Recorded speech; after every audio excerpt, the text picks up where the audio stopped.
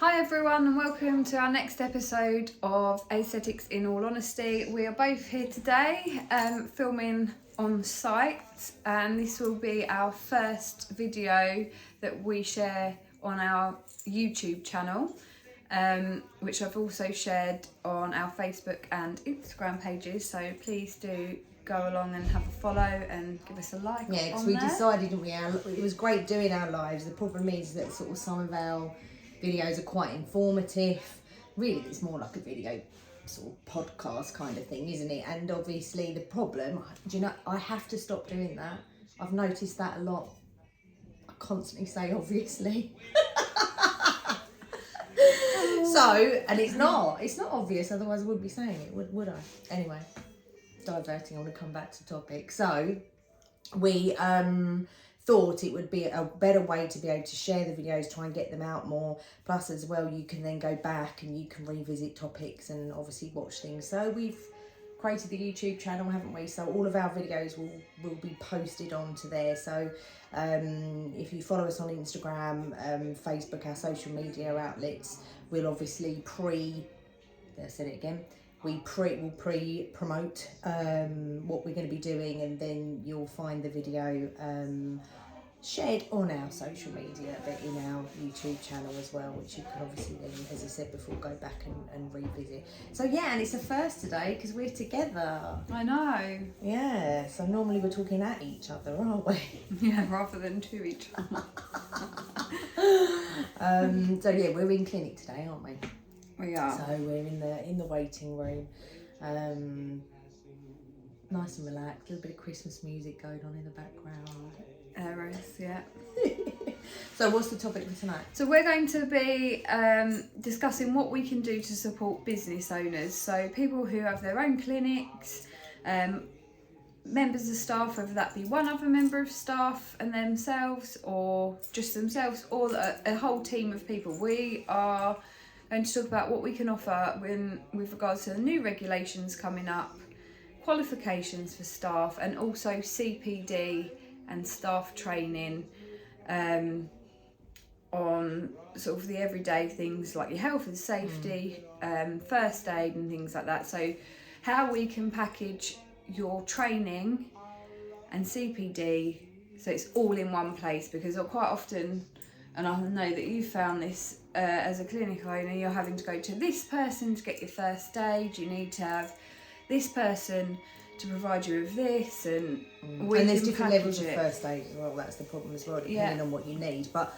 I think we're going to try and stay off the aesthetic injectable side of things tonight, aren't we? Yeah. Because with regards to the legislation, you know, so much of it is focused towards the injectable side of things. For me, as a salon owner, the concerning thing is that the effect that the legislation is going to have on your high street salon is very,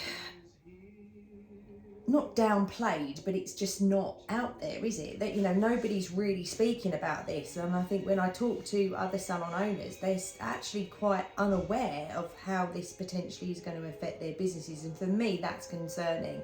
You know, and a lot of treatments that people are doing, well, standard facials and things like that these days are going to be affected. So, you know, and you've got two problems. Obviously, one is qualification, and B, it's going to be your premises licensing, which will be enforced by the your local borough council.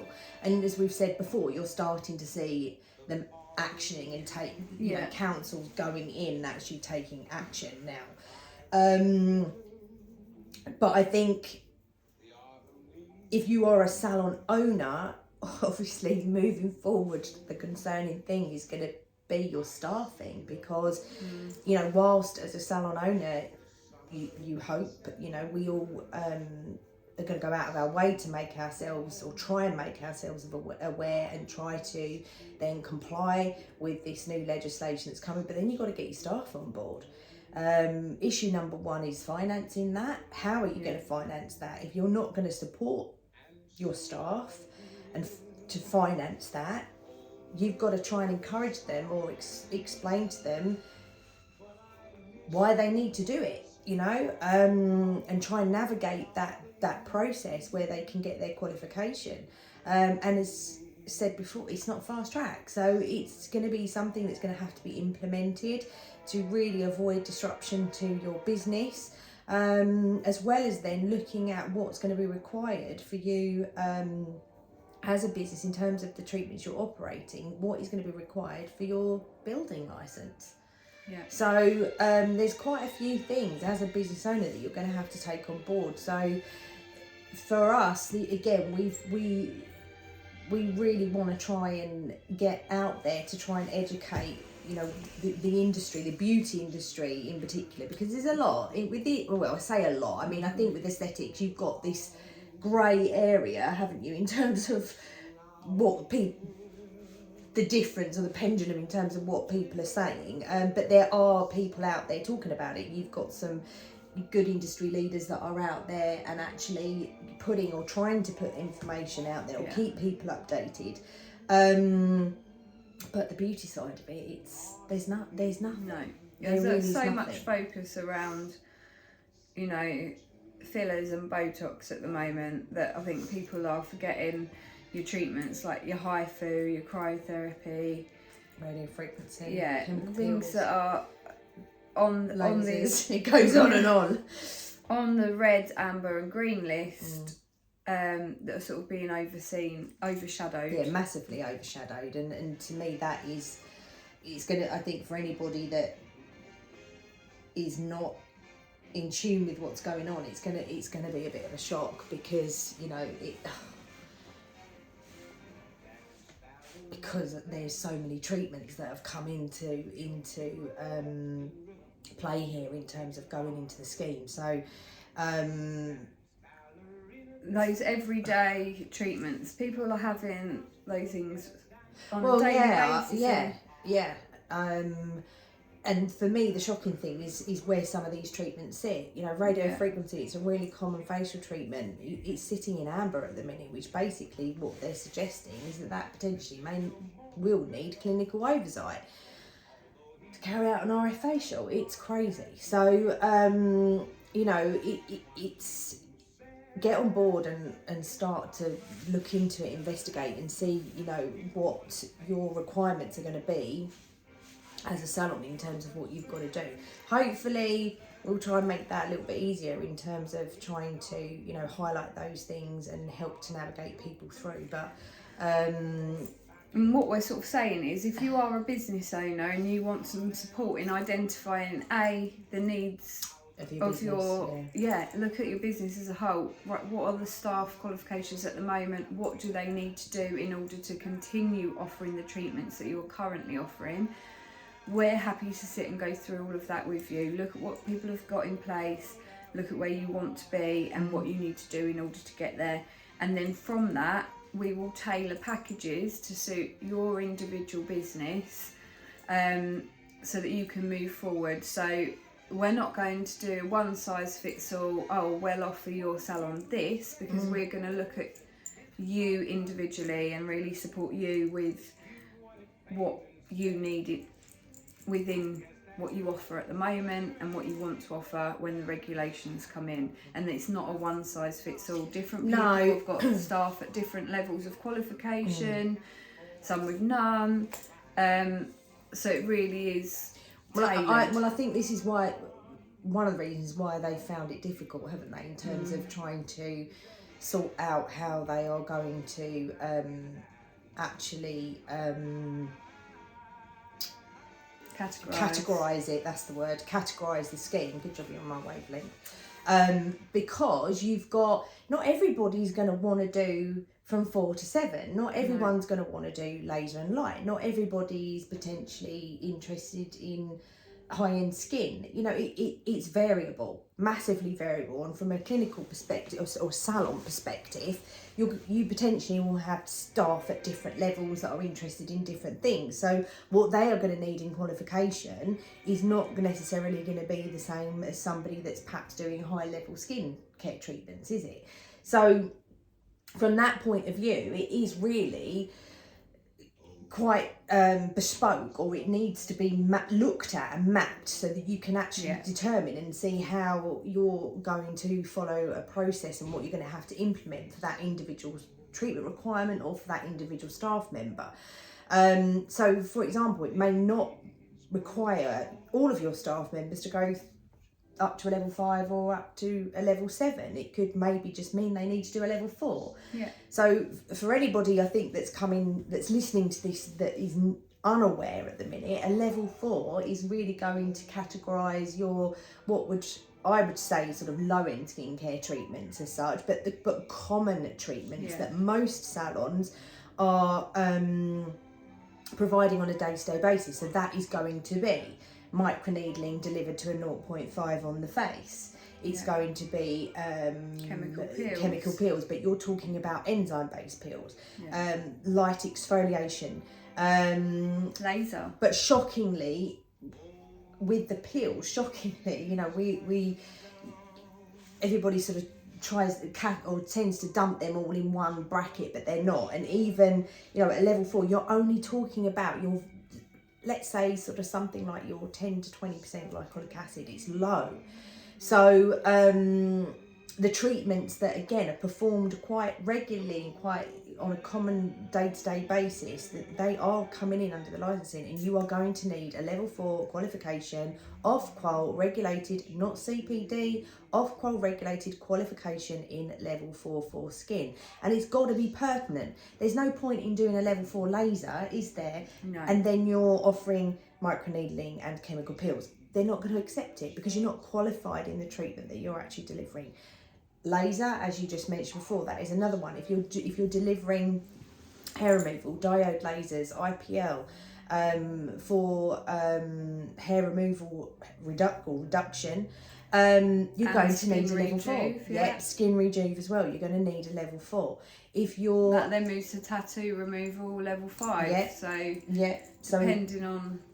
So if you're then offering, which I don't know, I mean, I think the majority. I don't know, maybe not. I have to have a look at that. You would sort of assume, wouldn't you, that if a clinic was offering lasers, they would naturally progress on to the next step, but possibly not. I think at the minute you're finding you're getting specialist hair removal clinics, and you're getting then clinics that specialise in tattoo removal, things like that. But if you're offering tattoo removal services, including, say, removal for permanent makeup, it will all come under the same umbrella. It's level 5. And what you need to understand is you can't jump from a level 3 to a 5. So if you need the qualification for tattoo removal, you're going to have to do a level 4 as well. So you need to go through that progression route, and they are going to want to obviously see that, and that's going to be one of the things that they're actually checking. And also, I would imagine, from when it comes around to regulating the training providers, this will be something. So in terms of, we use, as one of our Ofqual regulated providers, we use SIBTAC. Anybody within the industry should know who SIBTAC is. And they will not give you access to a course unless you have the correct entry level requirements, which require that pathway or prior qualification that will lead into that pathway to accessing that course. And I would imagine this is going to be the way that it will go in terms of regulation for the training provider putting these treatments out to market, training courses out to market. So going back to what we were saying, if that's what you choose to do, you will need the level 4 and the level 5. The grey areas at the minute are things like your radio frequency, your cryotherapy for fat removal reduction. At the moment, I do believe that we do now have, I think it's VTCT that do an Ofqual regulated level 4, I believe. And SIBTAC, we've got the electrical therapies, haven't we? Yeah, level 3 in electrotherapy with SIBTAC. But that side of things at the moment needs a little bit more development in terms of the courses that you can actually access at the moment to get that qualification. So this is another thing, and this has obviously been a little bit of a concern when these sort of requirements were first being spoken about. because there wasn't the courses out there available to do, was there? No. So, you know, now CPD, but not Ofqual regulated, which is where the problem. But now, sort of, your providers like your VTCT, your Ofqual, SIBTAC, which are IQ Verify, and Qualify, which are Ofqual regulated, and now starting to obviously catch up. You know, they take a while, because these courses take, I mean, we were involved in a course, weren't we, with UCAS, and it's heavy. I mean, you know, what goes involved to actually getting these courses approved and putting them together, it takes a long time. Which again is why I'm pretty confident to say that your current existing Ofqual for 4, 5 and 7 is pretty much done, is it? You know, at the end of the day, I cannot see they're not going to rewrite something that's not broken. But the courses for these other treatments that now have popped into the scheme, little bit grey at the moment, but they are in the scheme and they are looking at these treatments. So, as I said, your standard radio frequency that a lot of people are using for skin tightening treatments for facials, I'm pretty sure microneedling RF is going to come into that. Plasma, all of these treatments are in the requirements, and at the minute I think the majority are sitting in amber, aren't they? Yeah. Which I hope will be adjusted a little bit more sensibly from the point of view of the reality of then actually trying to comply to that and continue to be able to carry these treatments out. But all of these treatments are in it, including, I mean, permanent makeup has come under the tattooing licence. Some local borough councils enforcing that, some aren't. But they definitely will be, I think they will be, once this is all confirmed. But they're looking also and addressing scalp micropigmentation, aren't they, under a different umbrella? Things like PRP, obviously, where people are using that in a needling process. So all of this is in there. But as a salon owner, to give you an idea, if you've got staff members that are going to need to complete a level 4, minimum time frame. Very minimum 3 months. Yeah, and that's if they are full-time working heavily focused. Because certainly as a salon owner, and I've experienced it myself, the question is, right, how are you going to implement this? How are you going to motivate? How are you going to engender your staff to actually take part in this? You know, especially when you've got perhaps a situation where therapists are very highly skilled and experienced in what they do, and they've been doing these treatments for years, or perhaps they've been out of the studying environment for many, many years. We've all got busy lifestyles at home and things like that, and you certainly cannot afford to be taking staff off the floor, which will affect client bookings for them to train in their course.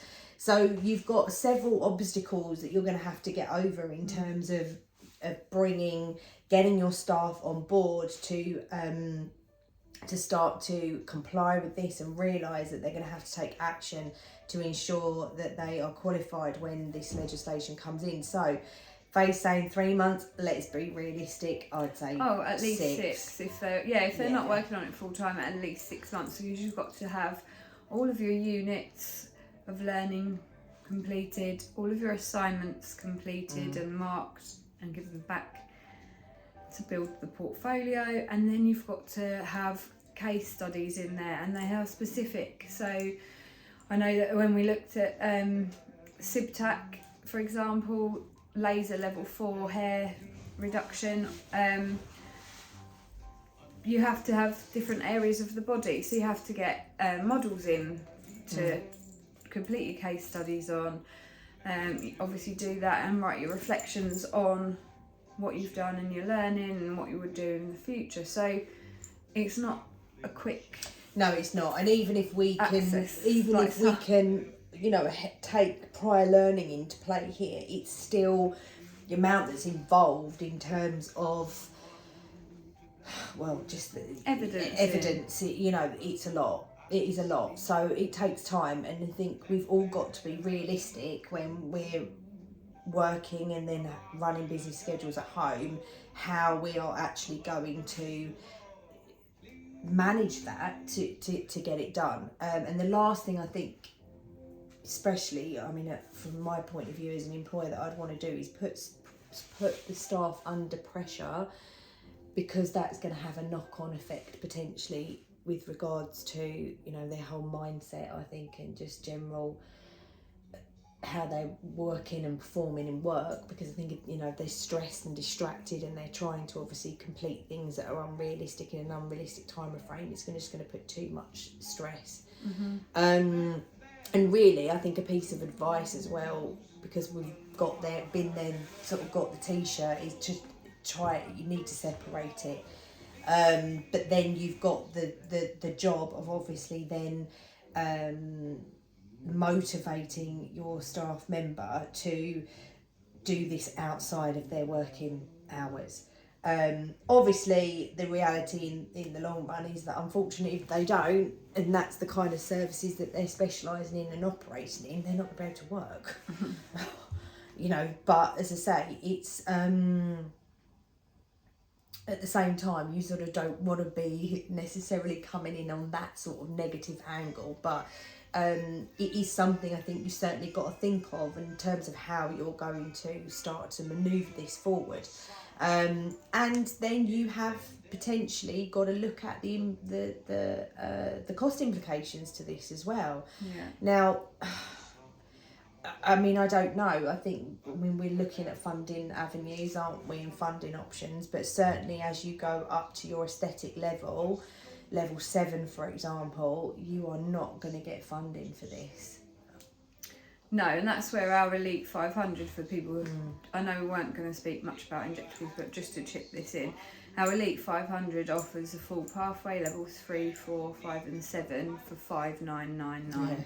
So that is well worth looking into. And my piece of advice for any clinic owners is to utilise us. We will give you a free consultation of what we feel you need to do. We'll have a chat with you on the phone, and then if you'd like to progress that further, of course we can, if you're far away, we can either Zoom you or meet up and sort of map out a training programme for qualifications and CPD for your business, to support you through that process as the regulations approach. Yeah, because I think, well, as we've said, the main thing is just getting on board and understanding what you're going to be required to do. Yeah. And as Faye said, depending on the kind of things you're offering and where you're at in your business, it's going to be variable in terms of what you're going to be required and what you're going to need. But we can obviously help you with that, and navigate you through that process. But I certainly think it's something that I would say to anybody you need to start looking at and getting on board with now. Yeah. Because it's not a fast track process. The longer you leave it, the more pressure on you and your business and the staff members, and then impacting on the clients. Whereas if you preempting this and putting steps in place, I definitely think there'll be a grace period. Obviously, they can't not. But no, you know, when that people know that they've got that grace period, that's when course dates are going to really fill up, and people are going to be on waiting lists. Well, sadly, the biggest problem that you've actually got at the moment is that, you know, the first consultation was obviously. You've got to keep bashing me when I say that. The first consultation was... I don't notice it because I'm with you too much. Oh, I'm always saying it. I was watching a video the other day and I'm thinking, stop saying it. And Jonathan says, I say like. We've all got our little things. Oh, I tell you what, yeah. The bleeps of social media. No, I forgot what I was saying. What was I saying? Obviously. the grace period, and we were saying about courses filling That's up. right, yeah. So the first round of the consultation addressed the treatments. Yeah. The second round is going to be about the training providers. Insurance companies. So they're looking at every single angle and every sort of side of the coin, aren't they, in terms of these requirements. And what I mean, certainly as a training provider, you know, as well, we're looking at that from that angle too. And the changes that are going to be taking place within the industry for clinics and salons and operators, you're going to have just as much a headache for the training centre. So the problem that you potentially may have is, again, depending on the training centres that are left to actually deliver these qualifications.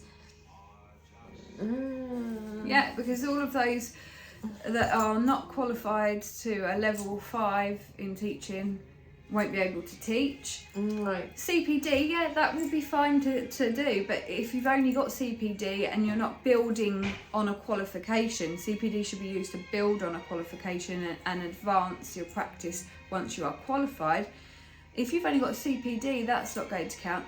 So those training providers are out, and it's going to be a hustle and bustle to get a training provider in the time frame so that you can get qualified or get your staff members qualified, which is why, like you do, you've preempted it for a while now, and that's why all of the staff in clinic are completing their courses through the school, because then when it comes in, it's not going to be such a mad rush, it's not going to be a panic.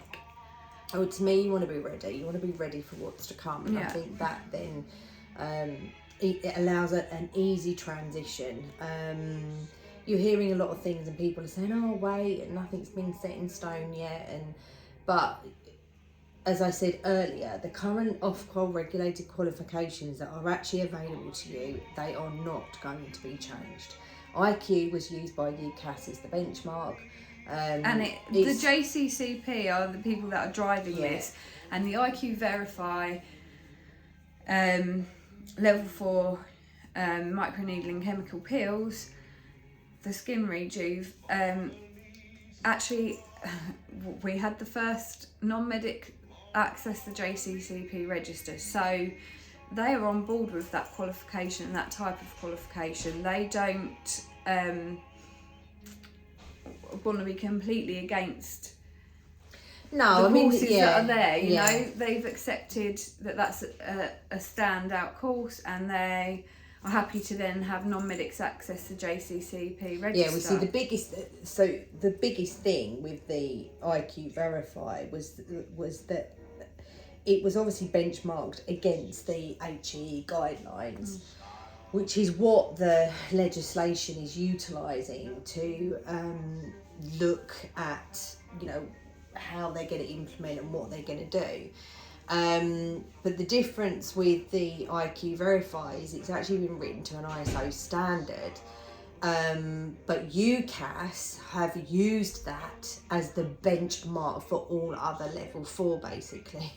So it's, do you know what I mean? It's not going to be changed. You know, the government certainly are not, well, and I think this has been half the problem, because the government, the powers to be, if you like, or the people that actually are driving this and implementing this, have had to convince the government that they need to put legislation and a requirement in place, because their attitude is, well, the qualifications are available, what do we need to do? Why do we need to do anything? Well, the problem is, it's because it's not mandatory. That's the problem. So this is where it's been pushed. But as far as the actual qualifications are concerned, they're not going to be edited and changed. They might, you know, as things progress, they'll be updated. They'll be updated. They're not going to take your Ofqual away from you and say you can't practice, but they are going to say that about CPD. Oh yeah, definitely. But what I'm saying is that obviously now the qualification is being written, they're not going to dispose of that and rewrite something else, are they? No, yeah. I mean, for, you know, let's take a classic example. I mean, when we opened the training centre several years ago, and we was looking to partner with SIBTAC, VTCT at the time, I was actually shocked at the courses that were still being run. I mean, you were talking about electrical therapy still covering things like galvanic. I mean, didn't that go out with the arc about 20 odd years ago?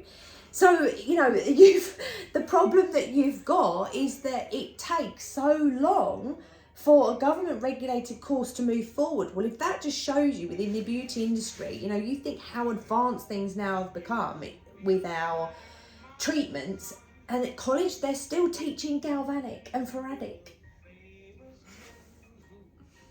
So the time it will take to rewrite They it just all won't is- do it. yeah, So won't the point I'm trying to make is the qualification is now written. So when you've got people turning around and saying, "Oh well, don't do it at the minute because it's there."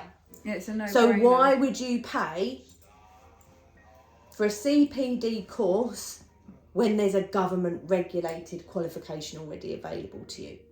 Madness. It doesn't make sense. No. You might as well take the government regulated qualification, so that way then you're not having to try and transition, you're not having to try and reset. Okay, there may be, for example, one of the things that I think possibly may be actioned is that for certain, maybe certainly level 7, you may have to do some kind of CPD or proof of industry knowledge, which is your CPD. Certainly with IQ Verify, 3 years it's an exam retake, but it's good. You know what? I think that's brilliant because it keeps it current. It keeps you fresh, keeps you up to date. Yeah. Because the industry moves so fast. So from that point of view, it's a positive thing, and no differently really to the medical industry. You know, they have to support their PIN. They have to ensure that they are reapplying, that they put their CPD hours in, proof of continued learning. That is, to me, that's the way it should be done. It makes that practice safe. Yeah. And to a high standard, and people that want to evade that, it doesn't make sense to me, because well, no, but you know why? But that's another. We'll leave that We'll one leave there. that one there. So yeah, I think it's a pretty safe bet to say that what is currently available to you is a safe way to go. But knowing how these courses are structured, knowing how long they take to deliver, knowing how long it takes students to complete, it's got to be planned, because it's not a fast track thing. And even from a perspective of obviously the school, you know, people wonder and say, oh, why is it sort of cost so much money? I mean, if you was to actually look at probably the average course price for a regulated level 4 comes in about 3, doesn't it? 3.5, something like that. So, but when you look at the work involved, it's a lot, you know, in terms of, because all of this has to be delivered guided learning hours. It has to be supervised. It has to be marked. Portfolio has to be reviewed, as well as then the teaching side of things as well. So and the exam. So there's a lot that goes into it. Registration fees, obviously, and things like that. So there is a lot that goes into these courses, and a lot of hours that goes into the courses. So when you actually break it down like that, you realise actually it's not that crazy. But certainly for a situation whereby you're having to do it rather than choosing to do it, you know, it obviously it makes things, you know, different, I think, in terms of the way perhaps people view things. But yes, for me, it is something you're going to have to do. So make sensible choices, I think. But if you can certainly get yourself a little bit more clued up, educated, work out an action plan, it's going to be something that you're going to then transition into rather than panic. Yeah, definitely. And if anybody wants to contact us and have a consultation with regards to your business and moving your business forward, you can drop us an email at schoolaestheticart@gmail.com, and we'll get back to you and arrange a call, and then take it from there. Yeah. I think even for the business, I'm just thinking of the sort of different bits. I know we've put this up before, but the 8 things you need to know PDF guide. You can actually go onto our website now, www.schoolofestheticart.co.uk. We can perhaps put it under the links. Yeah, I have been posting this a yeah, lot. it is on our website. If you sign up and download that, even for business owner, aesthetic practitioner, beauty practitioner, it gives you a rundown and it will certainly clarify. Yeah, it will certainly clarify things for you.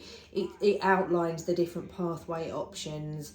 And just to add in there, the prospectus is also on the website. So if anybody's thinking, what do they do that suits me, or how would this work for my business, we've got a whole list of courses in our prospectus that is also available as a free download on the website. Yeah.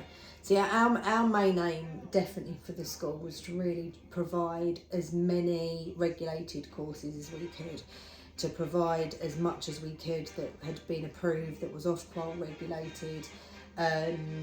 We have had to fill in some gaps with some CPD because at the minute the Ofqual is just not there, is it? However, that definitely will change, and it's mainly for the electrical therapy treatments, isn't it? Where I think there's a little bit of a grey area at the moment and lack of qualifications available for this. But for me, it was really important to make sure, knowing that this was coming in, that we could really offer qualifications that gave you that grounding, and as Faye said earlier, it can't be taken away from you. You can't, for example, when you're at school, they can't take away your GCSE grade. Because they're going to replace them with something else. No, it doesn't happen. If you've been to university and you've got a doctorate in something, or you've got a degree in something, they can't take that degree away. Same as this. So when you get that qualification, that is your qualification, and that gives you a really good foundation. And it was important for me, I think, to make sure that what we offered gave that security. Yes, there may be updates. Yes, you may have to do a refresher in something. Yes, there may be a little bit of manoeuvring, but once you've got that grounding and that qualification, they can't take that away from you. And moving forward, certainly as things improve, we will replace. We won't continue. I don't believe in continue to offer CPD when you've got an Ofqual regulated course.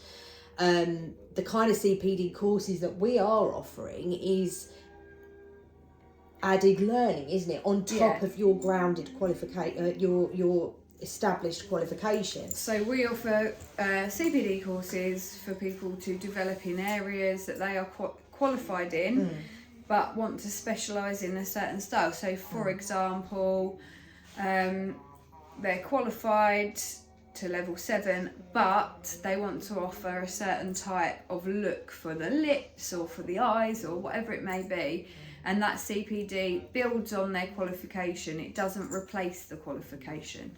No. Say for example, let's say you're a permanent makeup specialist and you've done your foundation training in micropigmentation.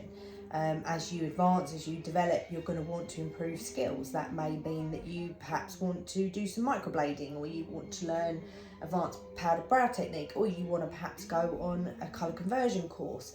They are CPD because they are built on top of your basic qualification. And that's how CPD should be utilised.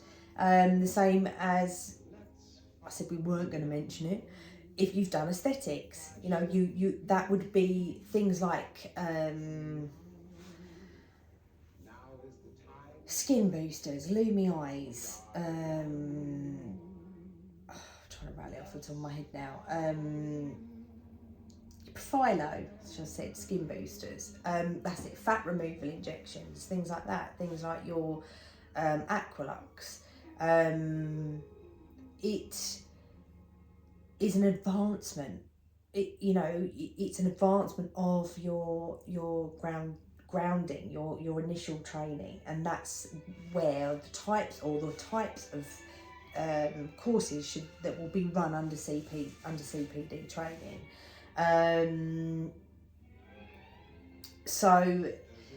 But generally, the grounding qualification needs to be done first. Your off-qual regulated qualification needs to be there first, and that's what you would need to concentrate on if that is missing in your existing qualifications. Not thinking that you could maybe do a CPD in chemical pills, which then will result sadly in you not having the qualification requirement. And just again, I just want to sort of point this out as well. Just the PDF guide is good, isn't it? Because it also helps you to ask certain questions, and we're finding this a lot, because I think if you're still a little bit confused about perhaps what CPD is, perhaps what off-qual regulated is, you may not know the right questions to ask, and unfortunately, if it can be quite easily manipulated to make you feel or think, oh yeah, well it's level 4, it's a level 4 qualification, and I'm going to be able to get insurance. I mean, that's the big thing, you know. A lot of but we can get you insured, or you'll get insurance, so you think it is regulated. Yeah, and that's why in our last aesthetics in honesty, the JCCP made a complaint to the regulation authority, the advertising regulation authority, and they're taking action against a school that were advertising a pathway to aesthetic short course that actually wasn't. It misled the people going on it to think that they were qualified when they weren't. No. So we're seeing those changes already. Yeah, and I think you do have to be careful, because I've seen it a lot where people have got caught out where they've invested in a course, they think they're coming out, they've paid a lot of money, they think they're coming out with their qualification, to realise it's not a qualification. It's a certificate in some cases, and in other CPD, official CPD has to go through an organisation and it has to be approved, but it's still, which is better than your certificate or your bit of paper, because one of the things that you do get with some training providers is they will actually be teaching you to a level 4 standard, hypothetically, but all you're getting is a certificate, which is as good as me saying, right, come into my salon and I'm going to teach you to do permanent makeup, and there you go, there's your certificate that you trained at my salon by Emmeline Grove. That's all it is. If the training provider has gone that one step further, then they would have put it through CPD accredited. So it means that it's been accredited by CPD, but it still only means it's further learning. It's just showing your... And they won't stand up. They are not qualifications. No, they're not. They won't meet the requirements for the regulations. Yeah. It's just showing that you've continually developed, and you've done training in whatever that certificate is for. And when the regulations do come in, these CPD accreditations, like what they're going to look to do is say that if you're doing CPD accredited course, that they're going to set the entry level requirements, so you won't be able to join on that CPD course unless you're qualified at this level. That is what they're looking to do. Well, I know we discussed this, and that's certainly something that I would hope they would do, because to me, again, your CPD should be categorised depending on, and they'll come the down same as the other treatments. They'll come down on the insurance companies. You won't be able to provide insurance without qualification. CPD accredited will not count as a qualification, so then in effect insurance won't be able to be given. No. Well, I can't see why they they wouldn't do it when they're going as far as they are with the treatment legislation. So I would imagine that it's an obvious one, really, isn't it? I mean, I know from my point of view, we do require our students to have a certain standard, a certain level to access some of the CPD courses that we do. Because again, you're not going to be sitting there going over basics in a CPD advanced course. No. You need everybody on the same standard. I always look at it as well from another point of view, from a student's perspective. If they're in a room, ideally you want to be in a room with either people that have got more knowledge than you, because that's what you're paying for, to learn, to inspire, to grow. If you're in a room with people that are sort of holding you back because they're not understanding, perhaps they're not up to date with their first aid, they're not up to date with their complications management, they may not have done anything before. I mean, I've had situations where I've been on CPD courses. I remember one in particular and I was horrified. It was actually in a hotel room. I went to blacken my nose, I will be honest.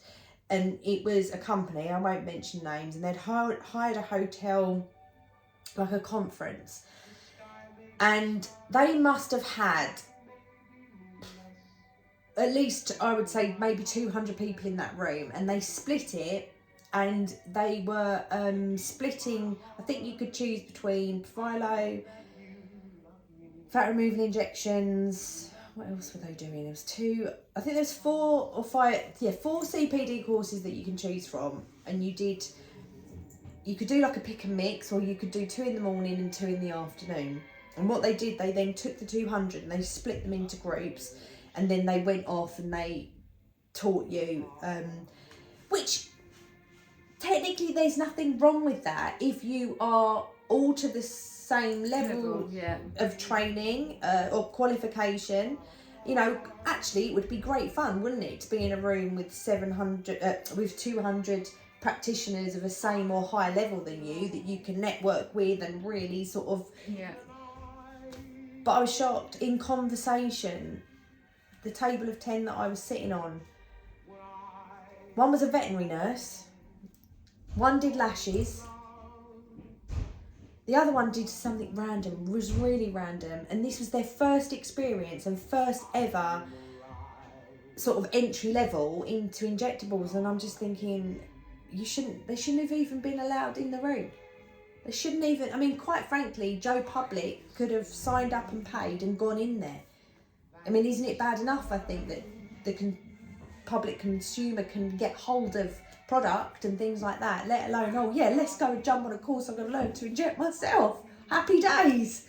It's like, it gets worse. But yeah, for me, if you're, that just shouldn't be allowed. No. It shouldn't be allowed. And certainly I think now flipping and putting my practitioner hat on, if I was paying for a course, I want to be in a room with somebody that's going to challenge me and I'm going to come out and learn something, not be sort of held back or holding someone's hand because they're not even understanding the basics. Yeah. So it does amaze me, but watch this space, I suppose. You know, the same as I've seen it with your skin treatments, your microneedling or your chemical peels. The understanding in terms of delivering those treatments and understanding the skin's response, the healing response, the effect that it actually has, you know, that base knowledge is required. And again, you've got people offering CPD. I mean, we had an inquiry the other day, didn't we, of a lady not even beauty qualified and wanted to access or wanted to do microneedling. Well, without doing their bridge, we're not going to allow them onto the course because they don't have that knowledge or that understanding to be able to embark on that effectively and properly. And you see it all the time, don't you? You know, I do lashes and I want to go do microneedling. Well, to me, you can't do lashes and jump onto microneedling. You need to learn about skin. You need to do your basics in facial anatomy, skin, product knowledge, so that you're capable of then delivering microneedling. Yeah, 100%. And doing your level 4. Yeah. Even to the point of like a basic skin analysis. you know, some people are entering these courses without that, so it's time that it and certainly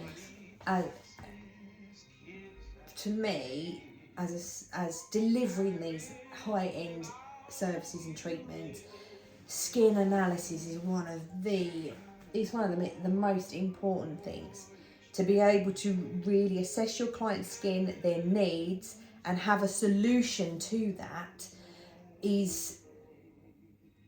to be honest, I think will make or break the success of your business, because you know, you need to understand the client's needs and match it then with the actual physical problem and give them the solution in terms of understanding the treatment that you're going to offer to be able to format that properly to have a happy client.